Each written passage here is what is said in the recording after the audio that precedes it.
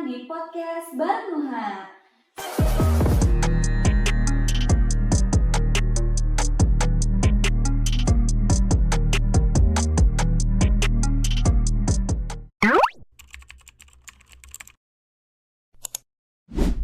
Sebelum acara ini dimulai, saya mengucapkan selamat menunaikan ibadah puasa kepada sobat-sobat Nuha yang sedang menjalankan ibadah puasa. Semoga di bulan yang penuh berkah ini kita bisa mendapatkan berkah dari Allah Subhanahu wa taala. Amin ya rabbal alamin. Nah, pada episode kali ini bersama saya Tasya, saya akan membahas mengenai topik yang sangat penting, yaitu mengapa sih rumah sakit perlu beralih ke IMR atau Electronic Medical Record. Nah, untuk membahas hal ini, saya sudah ditemani oleh narasumber kita yang sangat luar biasa. Di sini sudah hadir ada Dr. Dwi Aditya Srini Pratikto MM. Halo Dr. Tias. Halo Tasya, halo Sobat Nuha. Gimana kabarnya dokter? Baik, alhamdulillah baik. Alhamdulillah Gimana, sehat. Alhamdulillah sehat juga. Sehat dong, kita puasa-puasa harus tetap sehat ya. Sehat dong. Semangat. Semangat. Kan udah biasa ya. Udah biasa dong. Udah biasa intermittent Kita fasting. lagi program diet kayaknya di dokter. Lagi program diet biar lebih sehat. Lebih sehat. Tetap diet itu untuk sehat, bukan Iya. untuk kurus ya dok. Oke, betul sekali. Gimana udah turun? Aduh, jangan dibahas dong. Jangan bahas. Itu sedih kalau dibahas. Sedih ya? Sedih. Kayaknya kalau juga dibahas panjang banget Panjang. ya. Nanti Tapi kita namanya bukan ya? Iya bukan. Nanti kita bikin aja segmen tentang intermittent fasting. Siap. Mantap banget ini dok. Alhamdulillah ya kita sehat terus di bulan yang sangat berkah ini, bulan suci Ramadan. Alhamdulillah. Buat teman-teman yang sakit juga kita doain. Mudah-mudahan segera pulih dan lebih lancar lagi menjalankan puasanya. Amin. Amin. Alamin. Baik, boleh dokter mungkin perkenalkan diri dulu. Oke. Ya, silakan boleh dokter. Oke, perkenalkan Sobat Nuha, saya Dr. Tias. Saya di sini mungkin sebagai narasumber ya, tapi saya sehari-hari bekerja sebagai ketua tim transformasi digital di salah satu rumah sakit di Tangerang. Dan juga saya bantu juga sih di sini tim Nuha untuk bantu develop modul-modul khususnya yang di bidang pelayanan medis. Baik dok, mungkin karena tadi tema kita itu terkait dengan IMR, sebetulnya IMR itu untuk apa sih dok? Oke, IMR atau Electronic Medical Record atau orang sebut juga kadang-kadang ya bahasa Indonesia rekam medis elektronik gitu ya. Kenapa sih rumah sakit itu harus pakai? Sebenarnya kalau jawaban klasiknya itu karena regulasi.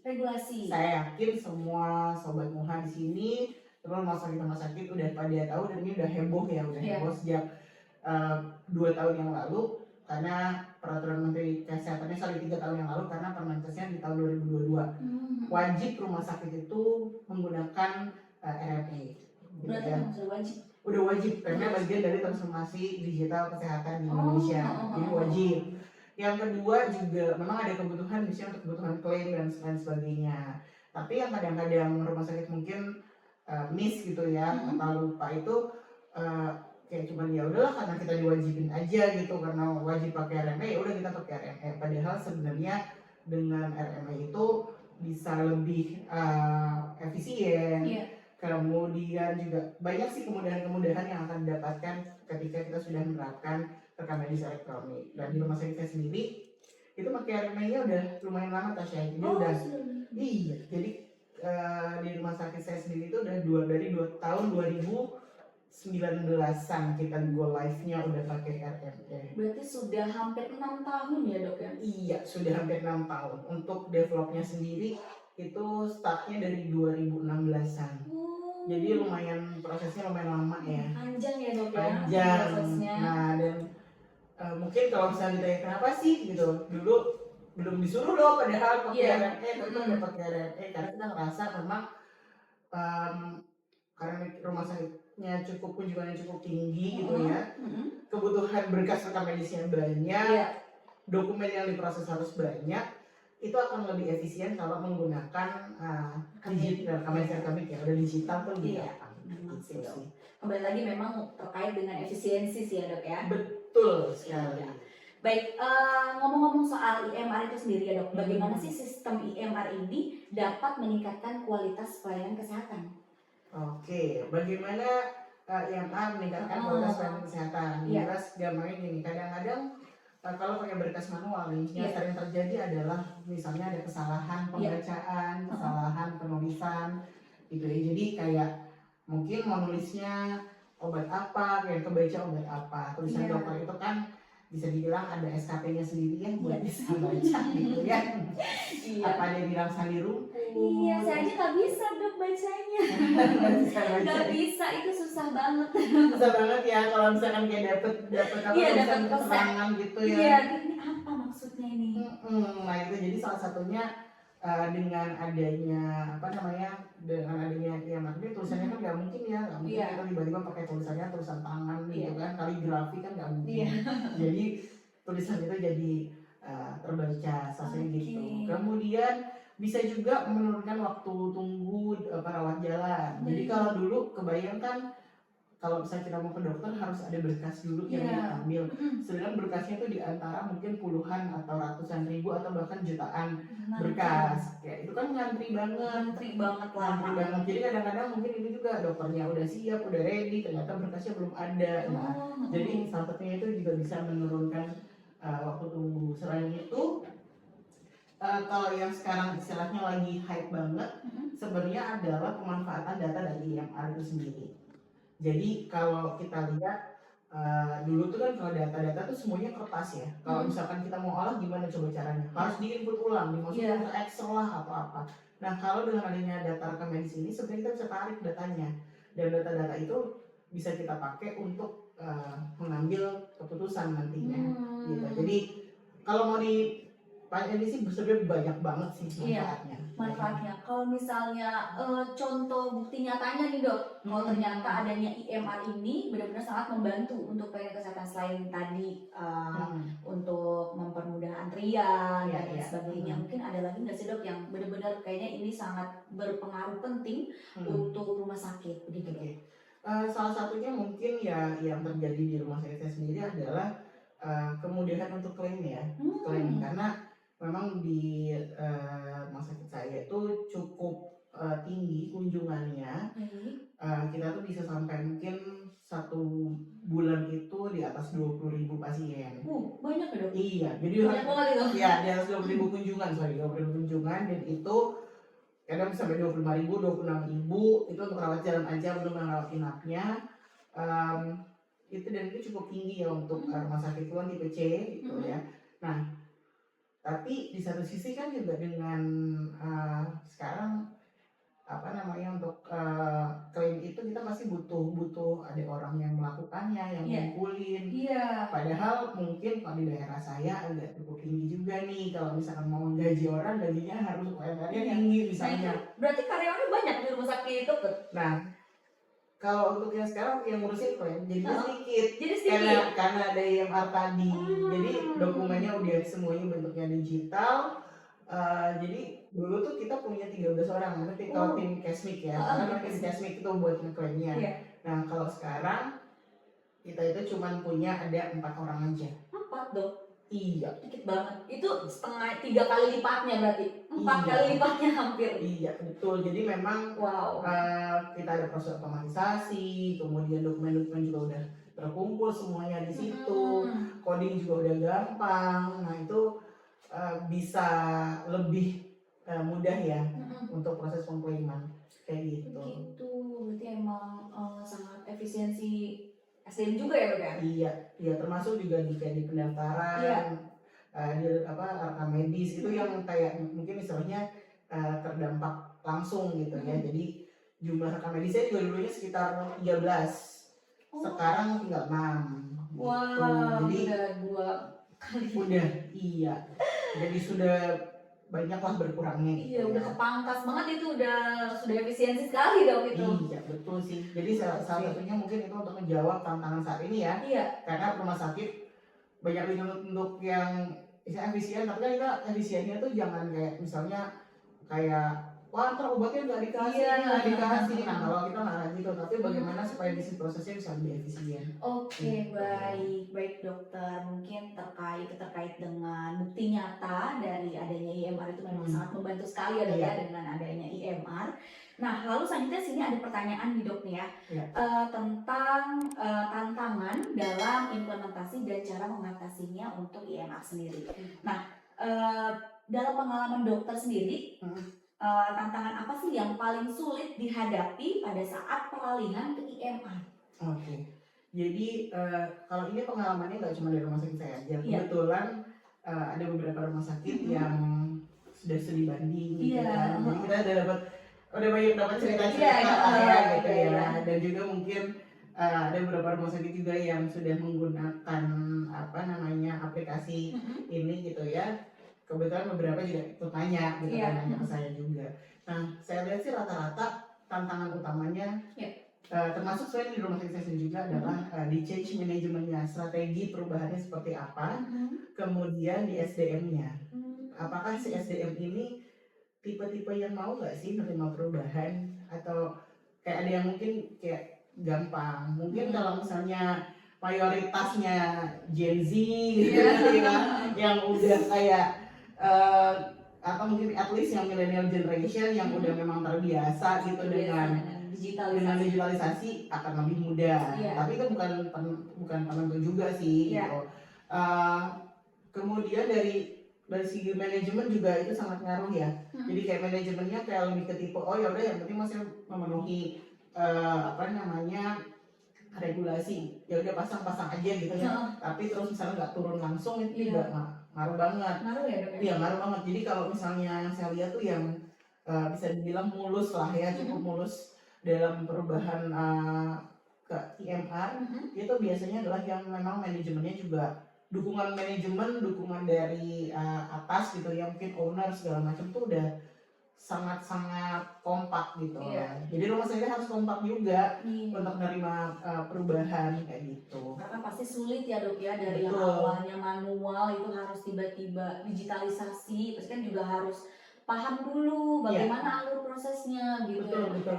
Karena nggak sadar gini, kita dulu tuh pengennya kalau di IMR tuh kan ya udah pakai kertas nulis, nanti habis itu dioper tuh kertasnya kembaliin ke misalnya ke medis, nanti di ini lagi ke mana ke Kesnik misalnya, belum lagi terus gimana billingnya, gimana ininya gitu, gimana komunikasinya sama lab yang mesti semuanya pakai kertas gitu.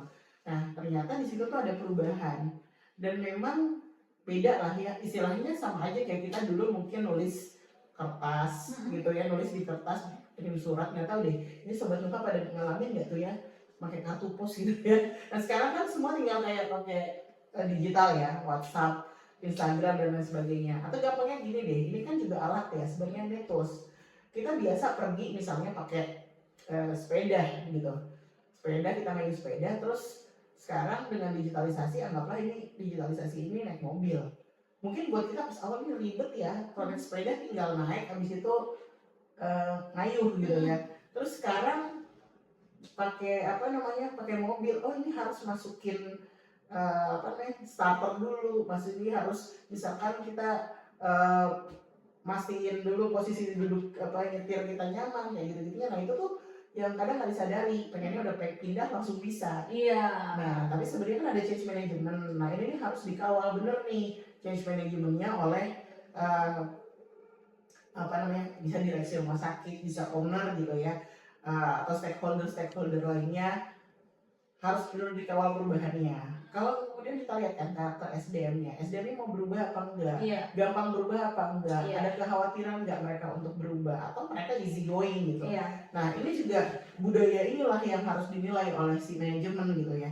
Ternyata kalau di sini gampang, dan kadang tiap bagian beda. Misalnya di keperawatan bisa mudah misalnya, di dokternya lebih sulit. Bisa jadi nanti ada lagi sulitnya di bagian mana, misalnya bagian gizi, di bagian keuangan. Nah ini setiap unit-unit ini pasti beda si SDM-nya, nggak mungkin semuanya sama. Nah karena makanya kan manajemennya harus kuat ngelihat bagaimana karakter di unit tersebut, dan manajemennya harus kuat gitu untuk mensupport SDM ini. Kalau perubahan ini memang diperlukan, bukan kayak this is not a choice gitu, bukan pilihan, tapi memang harus berubah. Itu yang harus di-push ke SDM diberikan pengertian, yang apakah itu dengan cara yang persuasif kah, atau cara yang memang harus tegas kah atau lainnya. Nah itu sebenarnya tantangannya di situ gitu. Tantangan yang saya lihat mungkin paling besar ya, paling besar itu di change management. Oke. Dok, itu sangat kompleks banget berarti ya dok ya untuk tantangannya. Nah terkait tantangan itu ada nggak sih dok cara-cara tersendiri untuk mengatasinya?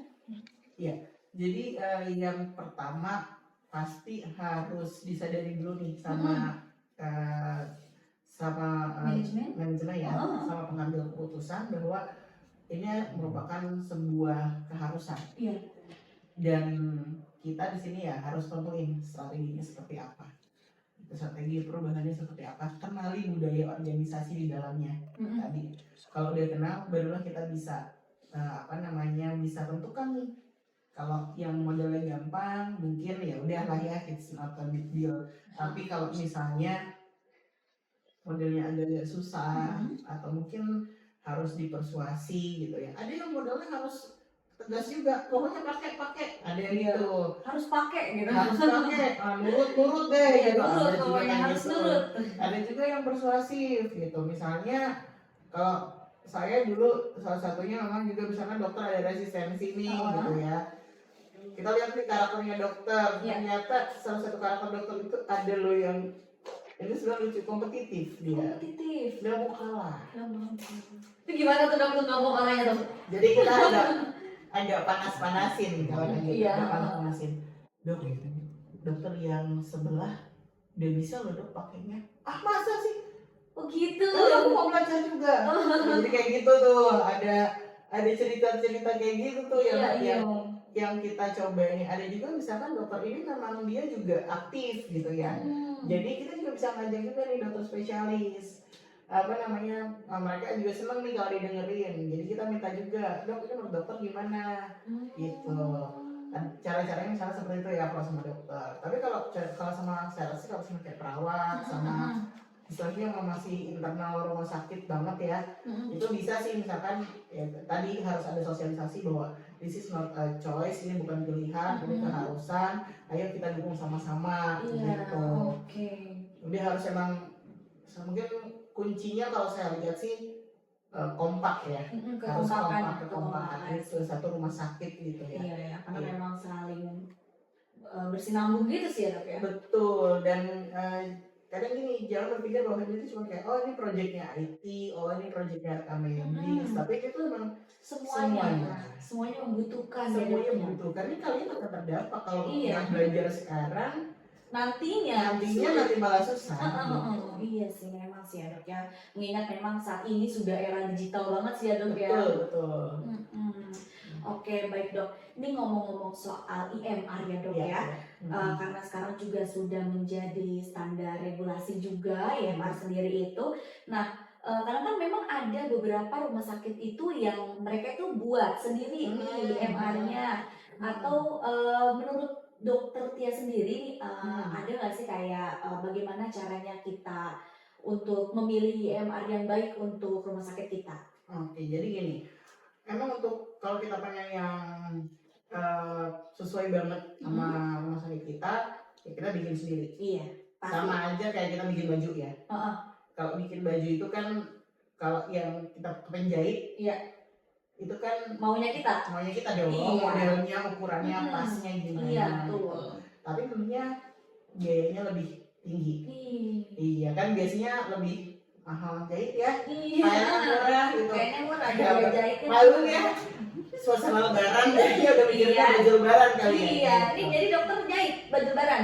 Enggak, belum sekarang. Balik lagi. Oke, kalau kita talking seriously, gimana sih cara kita bisa memiliki sebuah IMR itu? Sebenarnya ada 3 modal. Modal waktu. Modal uang jelas modal budgetnya, biayanya berapa. 3 adalah modal organisasi atau SDM-nya. Itu aja dari 3. Nah ini akan menentukan kita tuh nanti strategi untuk memiliki sebuah IMR itu kayak gimana. Kalau kita punya waktu, kita punya uangnya, terus sama punya organisasinya, punya SDM-nya, mungkin bikin akan jadi pilihan terbaik. Iya. Mungkin kenapa? Karena satu nih pasti kita karena pengennya tuh yang benar sesuai nih Iya sama dong. sama kita gitu ya. Gitu. Jadi punya waktu. Kenapa? Bikin kan lama ya. Iya, lama. Lama bikin tuh nggak bisa kayak cuman 2 bulan jadi, sebulan jadi, kalau yang nggak bisa gitu ya. Tapi harus at least mungkin bisa setahun 2 tahunan lah gitu. Iya. Atau misalnya yang mau di trade-innya adalah dengan SDM-nya akan lebih banyak gitu ya. Jadi harus banyak waktu. Terus tadi modal juga kan kita juga bikin harus meng-hire orang. Iya, betul. Kemudian resource di IT-nya juga harus ada server, harus ada ini itunya segala macam. Ya berarti kan harus modal juga nih, modal uangnya juga harus gede. Nggak mesti bahwa bikin itu akan pasti lebih murah, gitu kan nggak juga. Tadi kayak analoginya bikin baju sama organisasi. Kita harus tahu juga ini mau berapa lama. It is a project atau ini yang project mungkin 2 tahun selesai, kelar gitu ya. Aduh, jaksel banget. Jaksel banget ya. Nah itu atau ini akan seterusnya. Kalau pengalaman saya tuh mungkin project gedenya iya. Bisa sampai mungkin bisa jumlah IT-nya bisa mungkin puluhan ya, belasan puluhan untuk bisa punya satu sistem RME dan yang terintegrasi sama SIM RS-nya juga yang mumpuni lah ya. Itu bisa butuh orang yang banyak dan mereka juga harus disiapin gitu. Setelah itu apa nih gitu, apakah ini udah selesai gitu ya, terus yang kalau udah jadi ya yang belasan puluhan orang ini mau dikemanain. Kan harus berpikir kayak gitu juga. Tapi di satu sisi ini juga pasti akan ada perbaikan lagi, penyesuaian lagi, di maintenance lagi, mungkin masih ada yang kurang gitu. Kayaknya juga kalau saya juga kayaknya udah selesai nih gitu kan, ada lagi. Jadi organisasi udah harus nyiapin juga, misalnya karir buat para orang IT ini seperti apa. Apakah mereka hanya akan jadi programmer yang mungkin juga, karena di tempat lain IT itu punya karir loh gitu. Iya, betul. Punya karir juga, mereka nggak mungkin tuh stuck di situ-situ aja. Gitu. Sedangkan ajaknya pembuat RMR ini juga bergantung juga nih sama tim-timnya kita sendiri kayak gitu. Itu kalau misalkan tadi ya kita bikin sendiri. Iya, bikin sendiri. Kalau misalnya Dok tadi ini kan 3 modal. Iya. Sekarang modal waktu deh yang agak-agak susah karena udah wajib gitu ya. Udah mepet nih. Udah lewat, malah sebenarnya udah lewat gitu ya. Kita misalnya udah pakai tapi nggak cocok misalnya gitu ya, ini masih nggak sesuai dengan kebutuhan kita, maka pilihan berikutnya kalau masih punya uangnya gitu ya, silakan beli putus. Tapi dia harus punya uang dan harus tetap ada orang yang akan mengembangkan gitu ya. Jadi beli putus karena apa? Kalau beli putus pasti maintenance pasti masih ada. Terus sebenarnya ini kalau beli putus tuh bagusnya adalah kalau si rumah sakitnya juga masih ingin menyesuaikan dengan kebutuhannya. Iya.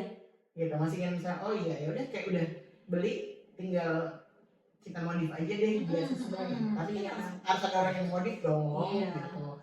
Nah itu pilihannya kalau yang beli putus gitu ya. Cuman setahu saya juga lumayan nih biasanya masih modalnya juga lumayan gede. Nah kebanyakan rumah sakit itu biasanya udah paling enggak tuh modalnya medium lah ya. Modalnya medium, waktu udah nggak ada, SDM kadang ada yang programmer, kadang ada yang mungkin cuman kayak cuman jaringan kayak gitu-gitu. Buat ngembangin juga sulit. Nah ini yang bisa makanya KSO sistemnya apa yang sewa. Nah kalau ini kan rumah sakit dalam tanda kutip tinggal pakai. Kalau ada pengembangan si pengembangnya gitu yang akan bikin. Cuman kekurangannya memang dia harus ngikutin. Karena harus ngikutin, karena kalau misalkan custom dan lain sebagainya tentunya akan ada biaya lagi. Kalau custom kan nggak mungkin juga ya. Misalnya kalau disesuaikan sama rumah sakit tersebut, berarti kan harus ada dibongkar juga gitu, harus dipotong juga, mungkin itu ada biaya lagi gitu. Nah belum lagi kalau begitu update akan lebih sulit lagi misalnya. Nah itu yang ketiga gitu. Jadi pilihan paling mungkin bisa dibilang affordable lah di situ. Affordable lah ya, semuanya punya kepentingan masing-masing. Betul, jadi kayak ada trend ini lah ya. Iya. Ada lagi nih yang terakhir, ini menarik sih, menarik juga juga. nih. Ada juga nih yang kita tinggal pakai yang free. Oh ada ya? Ada. Oh yang free ada. Yang free ada. Biasanya sering itu dikasih, itu udah dikasih kayak kita dikasih blueprintnya, tapi Iya. di satu sisi kita tetap harus punya SDM. Kenapa? Iya. Harus ada pengembangan sendiri.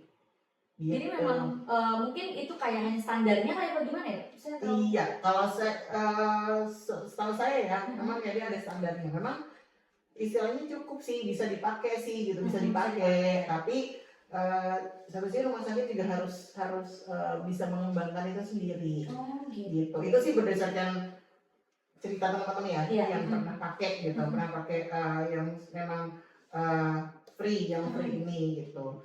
Nah itu yang harus diperhatikan juga. Jadi ya tinggal nanti kondisi rumah sakitnya gimana, gitu. Punya model apa, terus komitmennya seperti apa, seperti itu. Oke, nah kan kalau saya dengar nih ya dok ya, dari rumah sakit dokter sendiri itu kan bikin ya dok ya. Nah itu pernah ada kayak tantangan yang beratnya nggak sih dok waktu pada saat pembuatan gitu. Terus juga itu researchnya berapa tuh dok tuh kalau boleh tahu tuh? Wah kalau itu ya, memang tantangannya banyak banget. Bukan berarti build itu jadi gampang juga gitu ya. Satu pasti harus punya programmernya. Iya. Programmernya juga harus banyak juga gitu. Ternyata nggak cukup gitu, kayak cuma 2-3 gitu. Itu nggak tidur kayaknya dok. Iya, ini aja kita udah belasan aja nggak tidur. Belasan aja tetap nggak tidur. Nggak tidur itu. Waduh. Yang kedua, yang kedua harus ada yang memediasi antara si IT programmer sama user. Jadi harus ada tim pengembang yang misalnya yang non IT yang tahu bisnis prosesnya, yang harusnya kayak gimana gitu. Istilahnya ini desainernya. Desainernya ini si tim pengembang ini, misalnya dari keperawatan ada, dari medis ada, dari misalnya keuangan, rekam medis dan sebagainya itu ada, dari farmasi gitu. Jadi bukan berarti semuanya itu kayak tim IT yang ngerjain. Oh kira-kira tim IT aja nih? Enggak ya? Enggak, nggak bisa juga karena itu udah kita pernah kayak gitu. Udah pokoknya nih kertas dikasih nih, Mas bikinin ya gitu. Nggak bisa. Karena nanti ngomongin alur datanya. Oh iya sih. Ngomongin alur datanya, siapa yang make, nanti bentuknya seperti apa, nyamannya seperti apa, anaknya seperti apa gitu. Betul. Nanti kalau kata IT mah gampang dong, tinggal pakai begini. Iya. Nah, ternyata pas kita pakai nggak tahu ini apa. Dia gampang, karena udah biasa. Iya. Buat dokter mungkin susah, buat perawat itu susah gitu. Jadi harus ada yang jembatannya itu juga. Jadi nggak bisa juga nih cuman tim IT doang. Belum lagi apa ya? Ya kalau model jangan ditanya deh. Iya, aduh itu jangan dibahas dong. Jangan dibahas. Panjang dan berat. Berat banget itu. Berat itu. Nah terakhir nih dok, kalau dari dokter sendiri ada nggak menurut dokter pemilihan IMR yang terbaik? Oke, milih IMR. Ini lebih ke secara produknya ya? Iya, secara produknya. Pilih IMR yang terbaik, balik lagi tergantung kebutuhan. Tergantung kebutuhan kita. Gitu ya. Jadi bukan dari Hanes review, bukan dari orang gitu. Ya, nah jadi review itu kita bandingin dong. Gitu ya. Misalnya kita ya. Iya. Kalau kita mau beli baju, carinya juga pasti orang-orang, berat badan aku segini, iya, cocok nih sama nih. Rumah sakit juga gitu.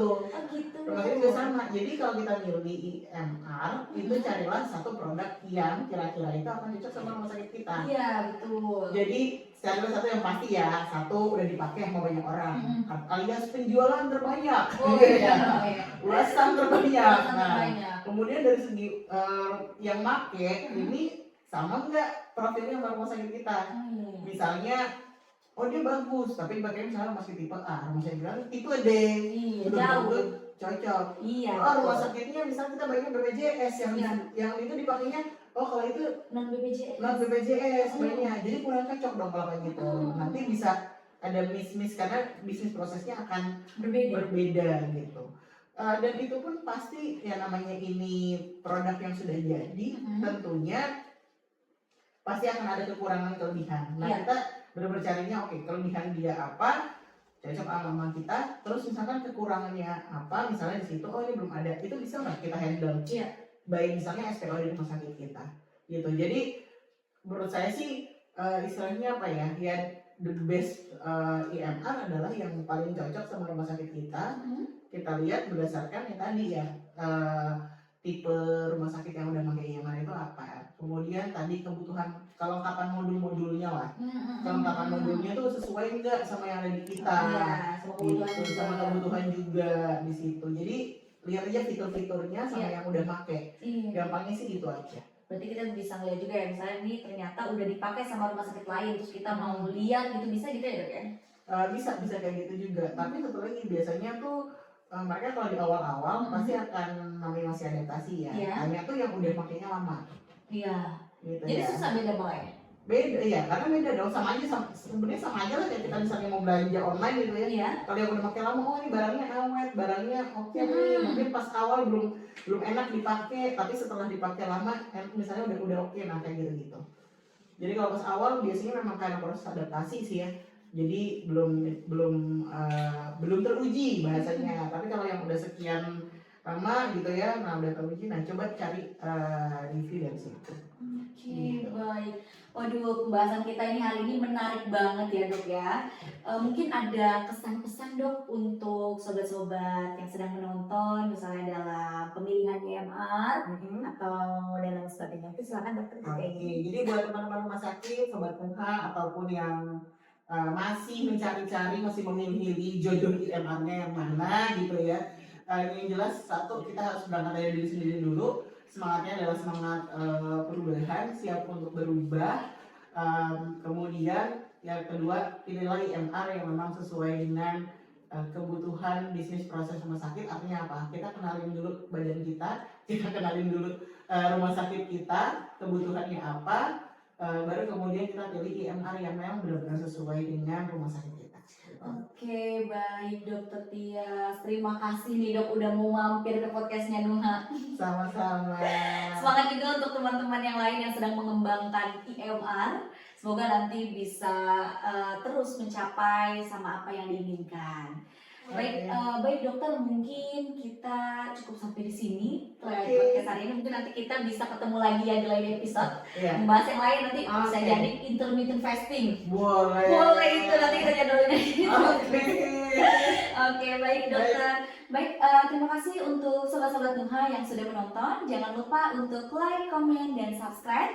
Dan juga jangan lupa jika ingin mengetahui tentang Nuha, bisa langsung hubungi nomor 0819 29599888. Thank you for watching. Bye-bye.